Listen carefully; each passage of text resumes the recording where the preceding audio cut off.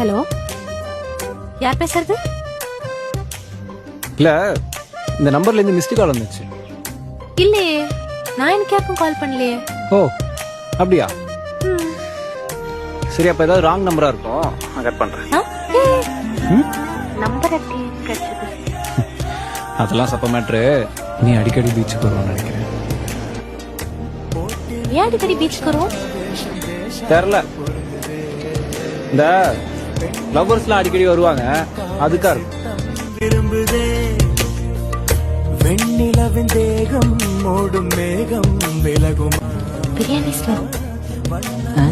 சாப்பிட போலாமா? பசிக்குது. கொஞ்சம் கொழுப்பு